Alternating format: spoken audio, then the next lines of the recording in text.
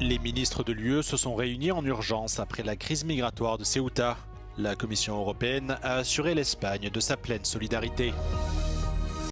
173 migrants secourus au large de Boulogne-sur-Mer, à la limite des eaux françaises et britanniques. C'est l'une des plus importantes opérations de secours depuis 2018. Le retrait israélien du Liban et le désarmement du Hezbollah seront au centre du nouveau cycle de négociations entre Israël et le Liban qui a débuté mardi à Rome.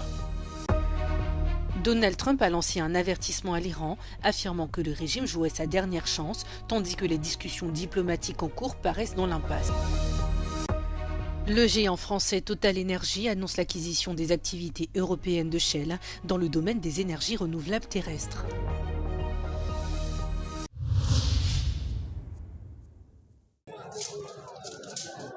L'Union européenne assure l'Espagne de sa pleine solidarité suite à la crise migratoire de Ceuta. C'est ce qu'a déclaré mardi le commissaire européen aux migrations Magnus Brunner, qui voit dans cet incident un test de la résilience européenne. Les ministres de l'Intérieur de l'UE ont tenu une réunion d'urgence après que 70 000 migrants ont pénétré dans l'enclave espagnole de Ceuta depuis le Maroc en l'espace de 24 heures. These past few days were a test of our European resilience, a test of the security of our external borders. And these days showed clearly that there are actors who have no regard for the safety or even for lives of innocent people.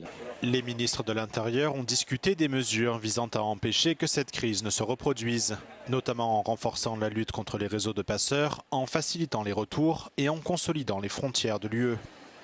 Un diplomate européen a déclaré à Euronews que de nombreux États membres souhaitaient discuter des potentielles causes politiques de cette crise migratoire inédite.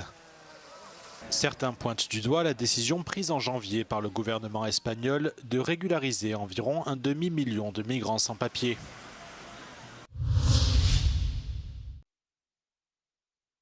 173 migrants ont été secourus au large de Boulogne-sur-Mer, à la limite des eaux françaises et britanniques, selon un bilan réactualisé mardi soir.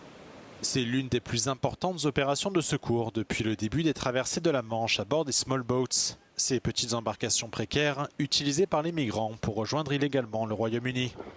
Le drame a été évité de peu et aucune victime n'est à déplorer.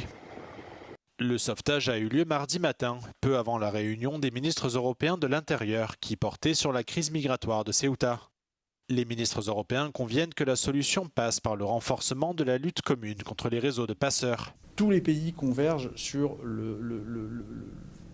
l'idée qu'il faut, et c'est ce qu'a écrit Madame la Présidente de la Commission européenne à Pedro Sanchez, sur le fait qu'il fallait évidemment renforcer notre lutte contre les réseaux de passeurs qui jouent un rôle énorme dans l'entrée, majeure même dans l'entrée sur le territoire de l'Union européenne d'étrangers en situation irrégulière.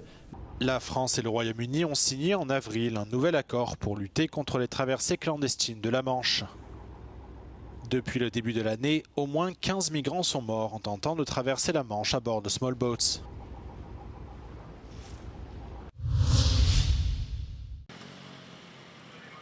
Les délégations libanaises et israéliennes ont entamé mardi à Rome un nouveau cycle de pourparlers directs.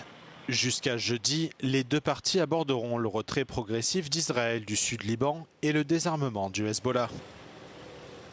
Il s'agit du 7e cycle de négociations sous l'égide de Washington depuis le début des combats entre Israël et le groupe chiite libanais soutenu par l'Iran. Lors des précédentes discussions à Washington en juin, Israël et le Liban ont accepté de signer un accord cadre. Celui-ci prévoit le désarmement du Hezbollah, un retrait progressif des forces israéliennes du sud du Liban et le déploiement de l'armée libanaise dans la région, en commençant par des zones dites pilotes. Le Hezbollah n'a pas pris part aux pourparlers et s'est opposé à cet accord cadre. Les affrontements ont diminué au Liban depuis l'accord du mois de juin. Mais Beyrouth continue de signaler des frappes et des bombardements israéliens sporadiques, ainsi que des explosions et des démolitions dans les villages du sud.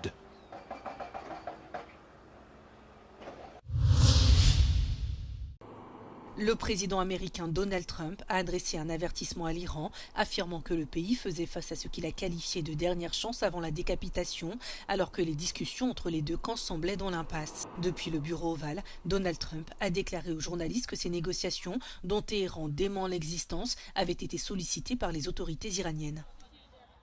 We have a little problem with Iran because we have many talks and we'll say we have or we don't have, we're straight about it, but they deny. But we are talking right now, we're talking at the request of Iran, backed by Saudi Arabia, backed by UAE, and backed by Qatar in particular, but others also. Many countries called, the leaders of many are friendly with a lot of them, almost all of them, one way or the other, and they all wanted to give this a last chance. This is a last chance. This is not something that, if it doesn't happen, this is a last chance for them to sign a good document. Téhéran a répliqué par une série de menaces après l'annonce d'un projet américain visant à ouvrir un couloir maritime alternatif dans le détroit d'Ormuz dans le but de contourner l'Iran. کوریدور دوم رو به هیچ وجه ما اجازه نمیدیم.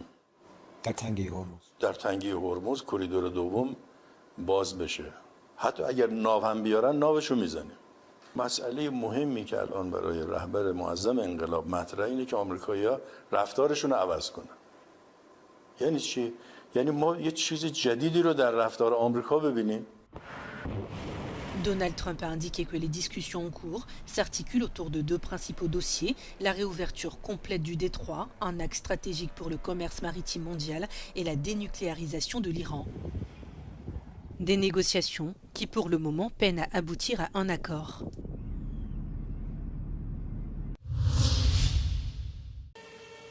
La police ukrainienne a diffusé mardi une vidéo montrant un drone russe prenant pour cible un civil sur un marché de Kherson.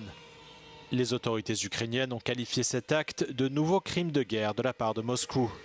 L'homme de 52 ans, qui vendait des légumes sur un marché, a survécu à l'explosion du drone, mais il a subi des blessures et une commotion cérébrale selon la police. Le président ukrainien Volodymyr Zelensky a dénoncé ce qu'il a qualifié de safari de drones russes contre les civils à Kherson. Les forces russes utilisent des drones contre les civils, les véhicules, les transports publics et les secouristes presque quotidiennement à Kherson. Après plusieurs semaines de combats intenses contre les flammes, la situation se stabilise enfin en Gironde. Pour autant, le travail des pompiers est loin d'être terminé. Plusieurs foyers restent toujours actifs et des reprises de feu sont encore observées. Afin d'épauler les pompiers français dans ce contre-la-montre, une équipe de secouristes ukrainiens est arrivée dimanche dernier pour participer à des opérations de noyage du méga-feu. Загалом до ліквідації лісової пожежі у Франції відправлено зведений загін у кількості 70 рятувальників та 15 одиниць техніки. Il s'agit là de la première mission d'assistance menée par une équipe ukrainienne au profit d'un État membre de l'Union européenne dans le cadre du mécanisme européen de protection civile. Même si nos collègues ukrainiens n'ont pas encore intégré ce mécanisme, n'en font pas partie, on va adapter et adopter les mêmes techniques de coordination. Donc en fait, il y aura un officier de liaison qui suivra constamment la colonne. On ne les laisse pas seuls sur le terrain. Et puis on les engage en fonction de leur capacité. Voilà, est-ce que leurs camions sont capables de résister à un flux thermique? Est-ce qu'ils sont capables d'attaquer les flammes? Ou est-ce qu'on est plutôt sur du travail de lisière? Les pompiers ukrainiens mettent ainsi à disposition leur expérience, le pays ayant déjà été confronté à des incendies gigantesques. Mais pour eux, il s'agit aussi de venir en aide à un pays qui a toujours été aux côtés de Kiev dans sa guerre contre la Russie. Ми завжди намагаємося допомогти тим, хто потребує нашої допомоги, незважаючи на те, що в нас дуже складно саме зараз, тому що ви прекрасно знаєте, що в нас війна. Кожного дня наші рятувальники працюють під обстрілами, але ми знаходимо можливість допомогти тим, хто допомагає нам. Même s'ils ne parlent pas français, les secouristes ukrainiens parviennent à se faire comprendre de leurs homologues grâce à des interprètes, mais surtout grâce au langage universel des sapeurs-pompiers. Aux Pays-Bas, les pompiers mobilisent d'importants moyens pour tenter de contenir un incendie qui ravage une réserve naturelle située dans le sud du pays. Déclaré lundi, le feu a nécessité l'intervention de centaines de secouristes durant toute la nuit. Les opérations aériennes, interrompues pendant quelques heures, ont repris mardi matin avec le retour des hélicoptères. grootste uitdagingen bij blussen zijn momenteel dat die naar mijn weten hoog zit, hoog in de bomen, kroonvuur. Waarbij we natuurlijk te maken hebben met een wind die wat aanwakkert. De brand verplaatst zich door de bomen heen. En je moet daar wel bij kunnen. Ce mardi matin, l'incendie avait déjà parcouru près de 100 hectares et n'était toujours pas maîtrisé, ont indiqué les autorités provinciales. Les vents, changeant régulièrement de direction, ont accéléré la progression des flammes et rendu l'intervention des pompiers plus difficile. Ce sinistre est le dernier en date d'une série d'incendies de forêt qui touchent toute l'Europe, alimentés par des épisodes de canicule extrême et une importante sécheresse.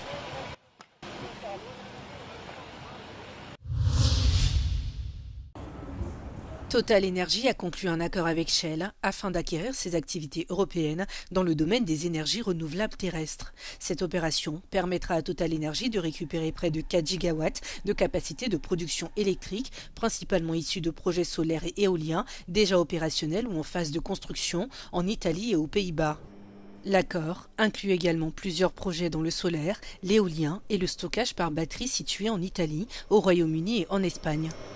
Le montant de la transaction s'élève à plusieurs centaines de millions d'euros sans que la somme exacte n'ait été communiquée. En parallèle, Total Energy a annoncé la cession d'une participation de 50% dans un portefeuille d'actifs renouvelables composé de parcs éoliens et solaires implantés en Allemagne, en Espagne, en France et en Pologne. Cette part sera acquise par la société d'investissement américaine KKR dans le cadre d'une opération valorisant l'ensemble du portefeuille à 1,8 milliard d'euros.